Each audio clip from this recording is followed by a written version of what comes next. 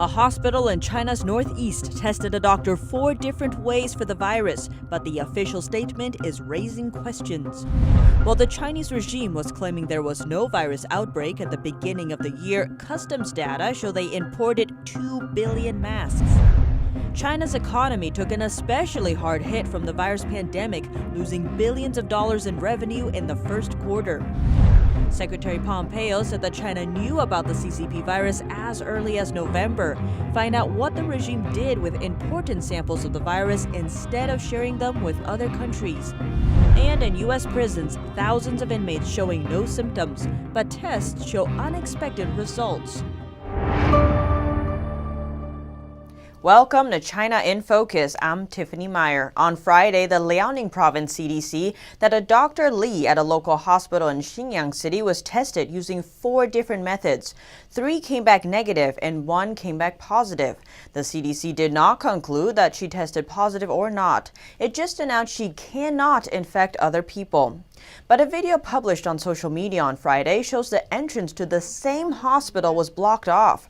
The person taking the video says they found one case last night at the Liaoning Provincial Hospital in Xinyang City. Now no one is allowed to enter. Police are blocking the entrance. We asked a doctor from another hospital in the same city. He said Dr. Li had been diagnosed as an asymptomatic infection. He added the hospital where Dr. Li works doesn't accept patients anymore. One of his own patients needed to go to that hospital for treatment but was refused because of special reasons. This doctor said neither doctors nor patients have been told the truth. It's dangerous and medical staff are worried. According to local media reports in China, an expert team has been sent to the southwest border. The head of the Chinese expert panel on outbreak response is leading the team. But all online articles related to this topic were removed. Netizens asking what's happening in the southwest and if there's an outbreak there. The southwest province of Yunnan shares a 2,500-mile-long border with Myanmar, Laos, and Vietnam.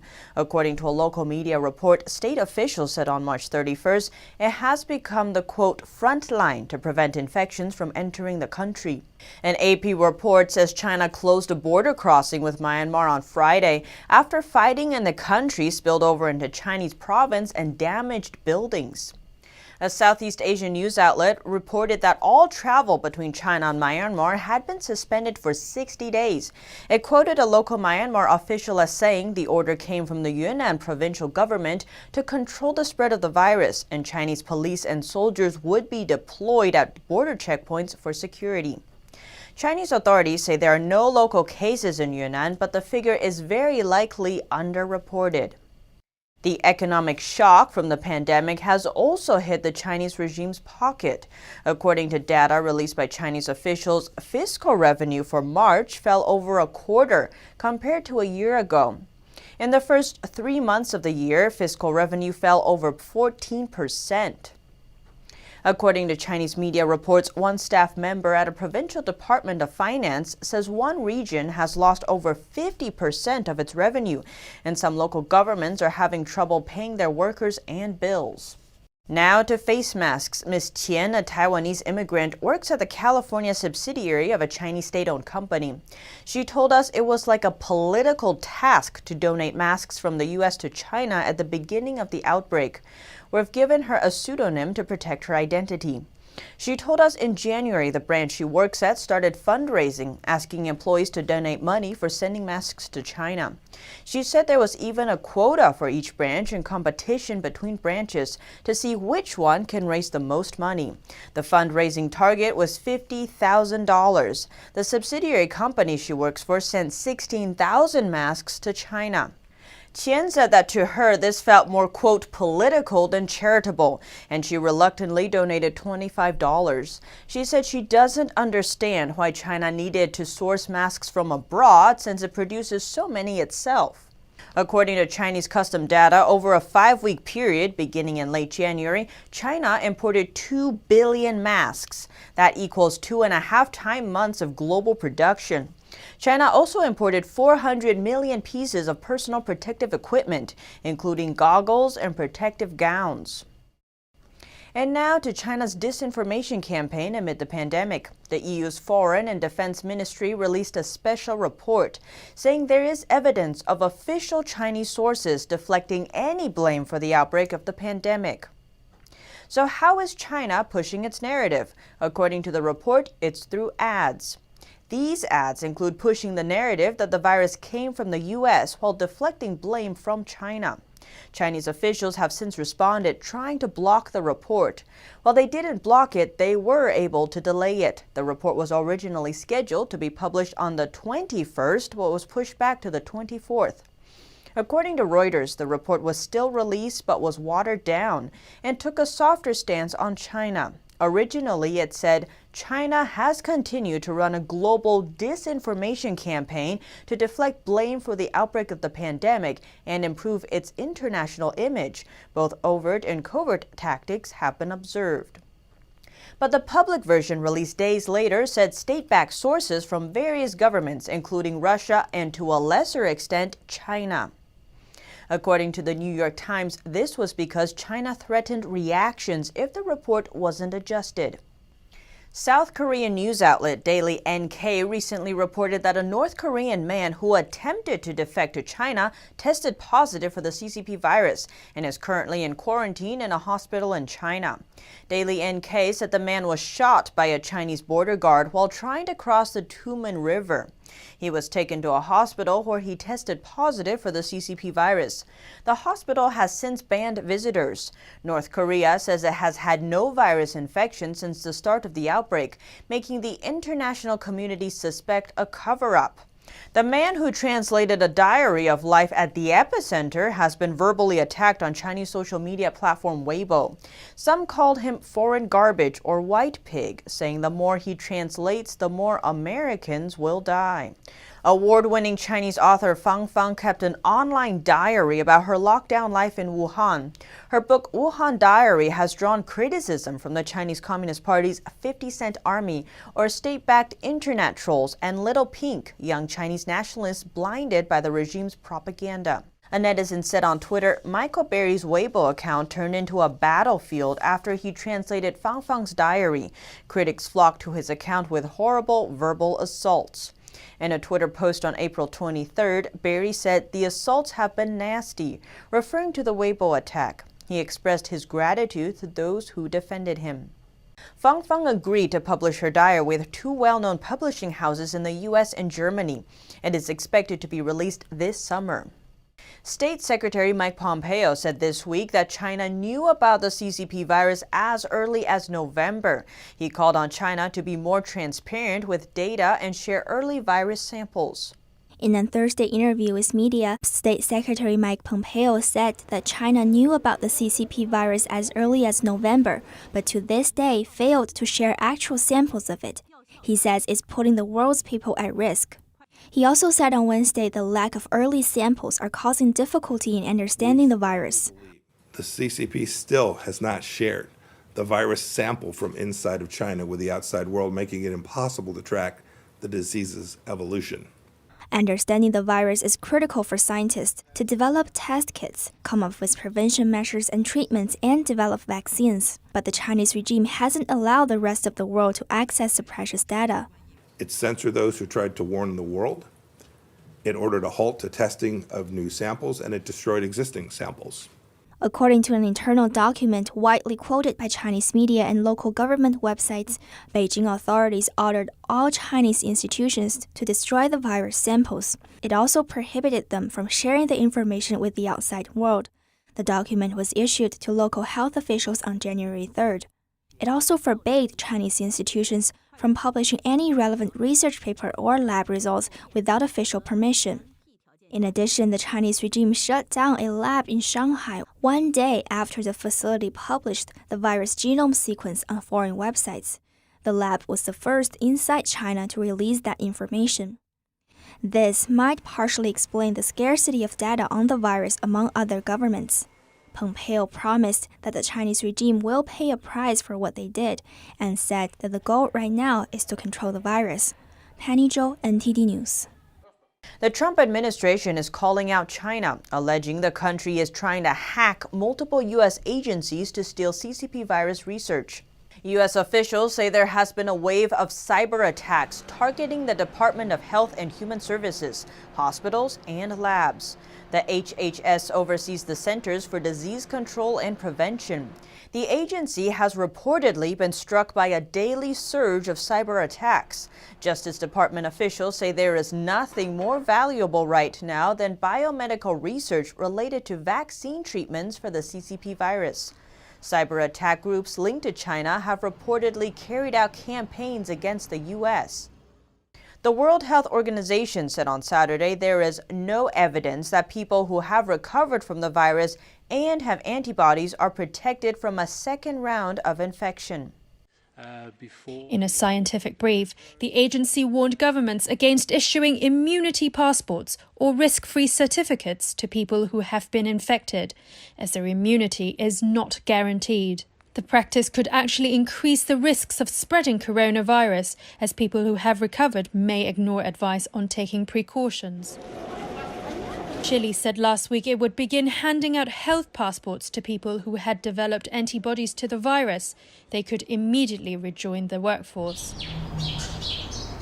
The WHO said it continued to review the evidence on antibody responses to COVID-19.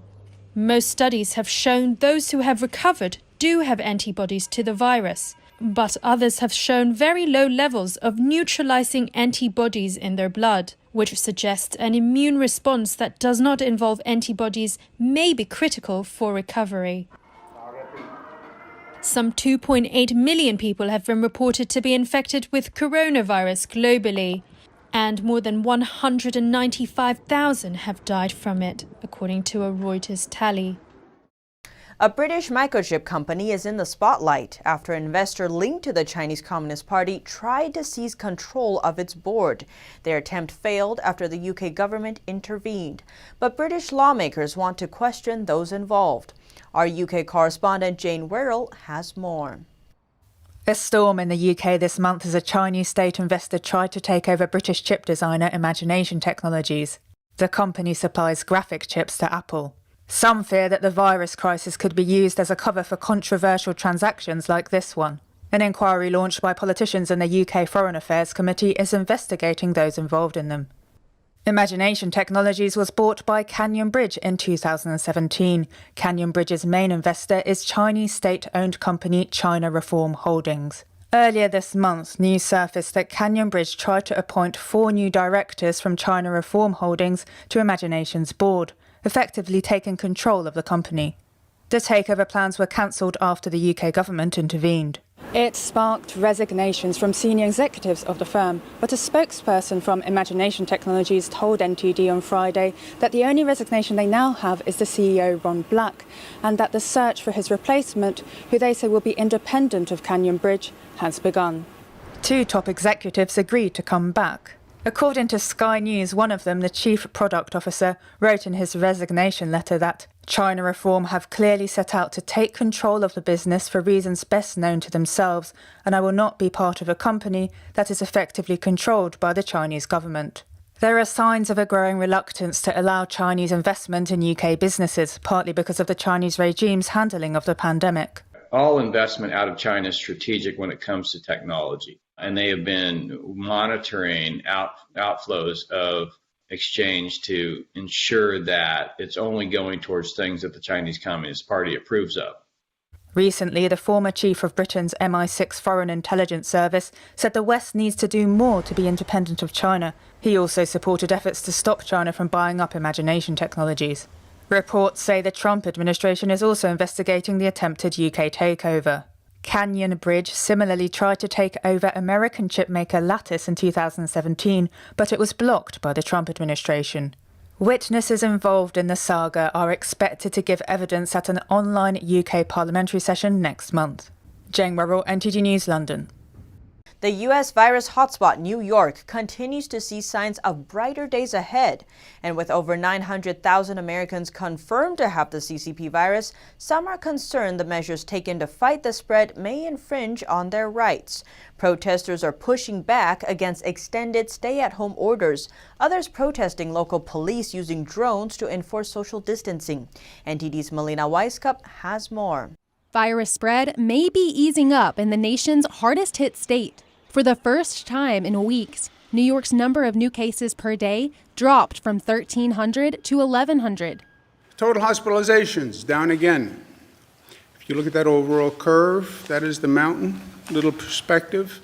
Still, nearly 500 New Yorkers are passing away from the CCP virus every day. And the state is still under lockdown until May 15th. As for other states, Maryland and Virginia are among the latest to map out plans for recovery, but some say it's not soon enough. Protests sparked there earlier this week, with others happening in Wisconsin. While golf courses are now open, the state extended its stay-at-home order until May 26th. Well, I'm here today because we think there's been a major overstep in our rights. And in Connecticut, another group expressing concerns for rights violations. A local police department almost began using drones to enforce social distancing, but dropped the idea after pushback from residents. Drones made by Chinese company DJI are now being used in 22 states, but have drawn criticism from lawmakers and experts. Federal agencies already flagged the company, suspecting it of sending data to the Chinese Communist regime. Melina Weisskopf, NTD News. Over 50,000 Americans have died from the CCP virus, but as it now stands, more than double that number have fought it. The nation seeing over 100,000 recoveries. And unexpected test results among inmates in the U.S. Thousands who are symptom-free are testing positive in 4 state prisons. 2,300 inmates were tested at an Ohio state prison. The mass testing resulted in over 2,000 positives at the Marion Correctional Institution. On top of that, close to 95% of them had no symptoms. And it's not just in Ohio. Michigan's Department of Correction also implemented mass testing and likewise found a higher number of positive cases than expected. And before all this started, we were at less than 100 positives. So we've discovered basically already in the matter of 2 or 3 days, 500 prisoners who were positive, who previously had not been reporting symptoms. Through its investigations across 4 state prisons, Reuters found that 96% of over 3,200 inmates who tested positive were symptom-free. Professor Michelle Deitch said social distancing isn't really possible in jails. Prisons and jails are petri dishes for the spread of the COVID virus. They are very densely populated, and there's no meaningful ability to socially distance within those facilities. She also said prisons don't have sufficient protocols for hygiene. The Marion Correctional Institution did not immediately respond to comment. Gauch said these results show how important it is to ramp up testing, not just in prison, but anywhere where many people congregate. In Texas, vinyl record enthusiasts can now take their goods to go. The state is starting to reopen and retail shops are allowed to operate, but only for delivery or pickup. Today is the first day that the state of Texas has opened up non-essential retail. People will enjoy this service. They'll enjoy curbside. My name is Chris Penn. I'm one of the co-owners of Good Records, independent record store that's been open for 20 years. People are listening to albums again as an event during this time, and it's people are sharing that within their families that they're quarantined with. It's been pretty nice to connect with the customer that way. How are you? Thank you so much. There's only so much you can eat and so many board games and so many shows you can watch on streaming television. So it's music is a very therapeutic thing, and it gives people a way to escape reality for a little bit. I'll see you later. Why do you think this is something you feel like you had to do today? Well, there's a few records that came out that I'm collecting a series of them. Today was the release day. I do wish I could go into the store, but as a alternative, it's not a bad alternative. I've got a little trepidation. We might be rushing things in general to save the economy, which is already going to be hurting. It's hard to tell how long this is going to go on, and for now I'm happy to serve people safely, and I'm excited to be doing something. Keep saying. And yet another cruise ship has been affected by the virus. The disease spread among crew members who were doing maintenance on the ship. Nearly 150 infections have been confirmed aboard an Italian cruise ship. It's currently docked in Japan, carrying only crew members for now. There are no passengers currently on board, as the vessel's tour was halted due to virus concerns. Only one crew member was brought to the hospital. The others showed only slight symptoms or none at all. Britain passed the grim milestone of over 20,000 virus deaths on Saturday. Back in March, the government said that keeping the death toll below 20,000 would be a good outcome. Now it's facing heavy criticism over its response to the outbreak. Prime Minister Boris Johnson is still recovering after testing positive earlier this month. France works to make sure it's safe before it begins to lift lockdown restrictions next month. The country aims to carry out at least 500,000 tests per week until then. And in Germany, as officials battle the virus, they're now facing yet another challenge. After an exceptionally dry April, and with summer still 2 months away, concern is rising that a lack of rain could lead to dangerous forest fires. One blaze was already put out earlier this week. After more than a month of strict lockdown, some Berlin residents came out to protest the measures, but others see value in the quiet days at home. NTD's Germany correspondent Christian Watchin has more. In central Berlin today, protesters stood their ground against police. The people demanded an end to the strict lockdown measures. They argued with police officers that their constitutional rights had been violated. All over Germany, social distancing rules are still in place to slow the spread of the CCP virus. What do Berliners under lockdown miss the most? To see my children. My son's turning 50 and I'd like to be there. We don't see each other at all. They don't want to be responsible for possibly infecting their mom.